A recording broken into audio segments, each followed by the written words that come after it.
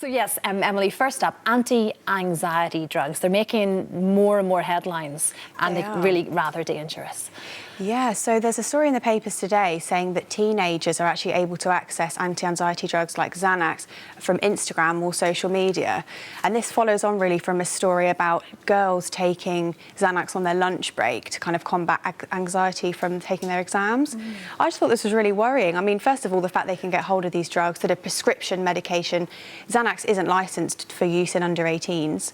And in adults, it would only be prescribed by a GP or a specialist. So they're getting these online then, and you never quite know what you're getting, obviously. No, and they can be addictive, so there's all sorts of worrying things.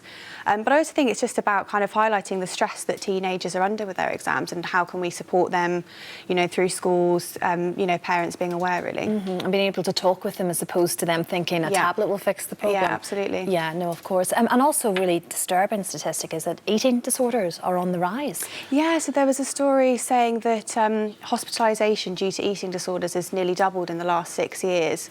And actually in recent years, anorexia and bulimia rates have stayed fairly constant, but the rates of other eating disorders are increasing, actually. And obviously, developing an eating disorder, there's lots of factors that come into that.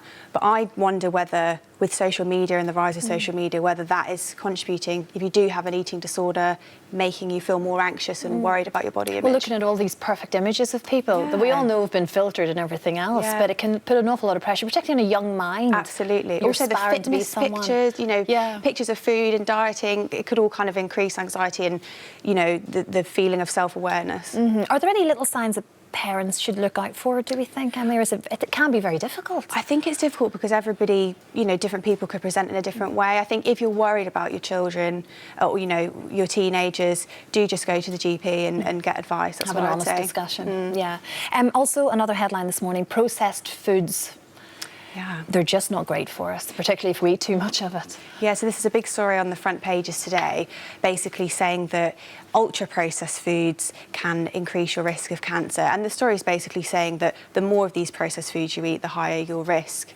And I actually thought it was really interesting because a lot of the foods on the list, I thought I wouldn't have necessarily realised they came under that category, like mass-produced bread and things like that. Yeah, it's like white bread and donuts and various things. Yeah, or cereal bars. Yeah, you kind of think they're not that bad. Some of the foods are more obvious, things like fizzy drinks or processed meat. I think the key is really that the reason they think they increase cancer risk is because of salt, fat and sugar content. So really look at the content of your food, look at the labels on the back of the food, and if you're not sure, try and cook from fresh if you can. It's hard when you're busy. It is taking that moment to read stuff, isn't it? And I'm the first to just lift something off a shelf and stick it in the basket, but to take that 10 seconds can make all of the difference. Just read the labels, look at the content of salt and sugar and see what's in the food, really. Just be aware of it. And another thing then this morning, Emily, we're being told that you should never ignore a back pain, as tiny as it might feel to you. Yeah, so this comes from a pancreatic cancer charity has warned that back pain can be a sign of pancreatic cancer, which is true. So pancreatic cancer is actually really difficult to diagnose early. One of the signs can be abdominal pain that goes through to your back. So what this charity is saying is if you've got a back pain that's persisting and you're worried about it, you must go to your GP and get it checked out. I think it's important to say up to 90% of people will experience back pain at some point in their life. And it could be just purely muscular, obviously, something that you've done, lifting something. Yes, so if you do get back pain, don't think immediately you've got pancreatic cancer, but do go to your GP if you're worried. And get it checked. OK, Emily, thank you very much. How lovely to see you. Thank you for having me. Yes, great to see you. Thank you.